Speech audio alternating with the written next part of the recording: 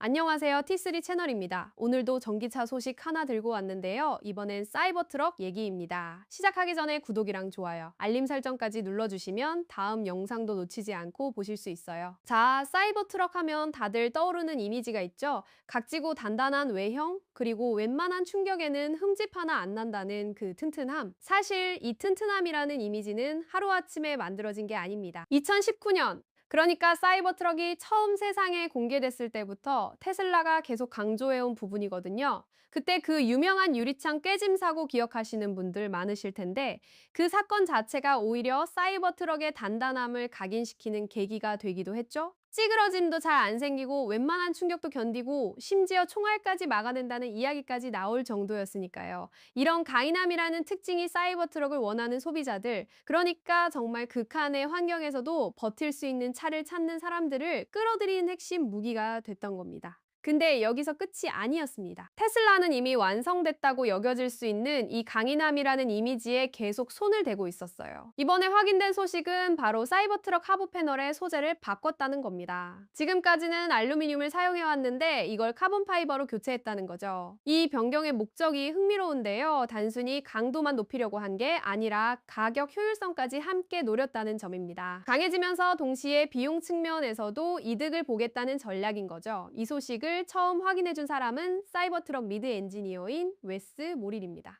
이분이 최근에 이 변경 사항을 직접 확인해 줬는데요. 사실 이게 먼저 세상에 알려진 계기는 따로 있었습니다. 아웃 오브 스펙 소속의 콜튼 게린이라는 유튜버가 실제로 이 변화를 포착해서 먼저 알린 거였고, 그 이후에 웨스 모릴이 이를 확인해 주는 방식으로 이야기가 퍼졌습니다. 그러니까 테슬라가 대대적으로 발표를 한 게 아니라 조용히 바꿔놓은 걸 누군가 발견하고 그걸 엔지니어가 확인해 준 거예요. 영상 제목에 조용히라는 표현이 들어간 이유가 바로 여기에 있습니다. 그런데 이 변화가 처음 포착된 트림이 재미있습니다. 바로 사이버베스트였거든요. 사이버트럭 라인업 중에서도 가장 상위 트림에 해당하는 그 모델에서 먼저 발견된 겁니다.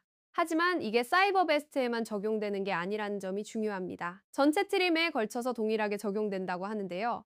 그 이유는 공급망 효율성을 높이고 트림별로 차이가 나는 부분을 줄이기 위해서라고 합니다. 생산 라인 입장에서 생각해보면 트림마다 다른 부품을 쓰면 관리도 복잡해지고 재고, 관리나 조립 과정에서도 변수가 많아지잖아요.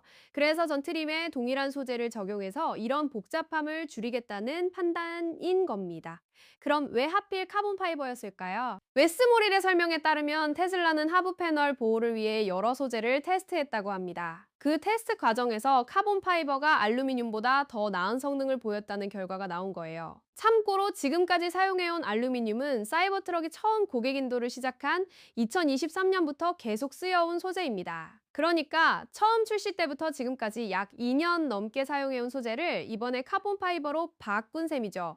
여기서 하부 패널이라는 부분이 왜 중요한지 짚고 넘어가야 할 것 같습니다. 픽업 트럭이라는 차량 특성상 오프로드 주행이나 험지 주행을 하는 경우가 많은데요. 이럴 때 차량 하부는 돌이나 나무까지 각종 노면 장애물에 직접 노출되는 부위입니다. 그래서 하부 패널의 내구성이 곧 차량 전체의 험지 주행 능력과도 직결되는 부분이라고 볼 수 있어요. 테슬라가 이 부분에 신경을 쓴다는 건 결국 사이버트럭이 강조해온 강인함이라는 정체성을 더 강화하려는 움직임으로 볼 수 있습니다. 정리해보면 이렇습니다. 사이버트럭은 2019년 공개 이후로 계속 강인함을 핵심 셀링 포인트로 내세워왔고, 이번에는 하부 패널 소재를 알루미늄에서 카본 파이버로 바꾸는 하드웨어 업데이트를 진행했습니다. 이 변화는 강도를 높이는 동시에 가격 효율성까지 고려한 결정이었고요. 콜튼 게린이 먼저 포착하고 웨스모릴이 확인해준 이 변화는 사이버베스트 트림에서 처음 발견됐지만 공급망 효율성을 위해 전 트림에 확대 적용됩니다. 그리고 이전까지 쓰이던 알루미늄은 2023년 첫 인도 때부터 사용되어 온 소재였다는 점까지 오늘 함께 짚어봤습니다. 오늘 준비한 사이버트럭 소식은 여기까지입니다. 이런 자잘하지만 의미 있는 변화들 앞으로도 놓치지 않고 계속 전해드릴 테니까 구독과 좋아요, 알림 설정 꼭 부탁드리겠습니다.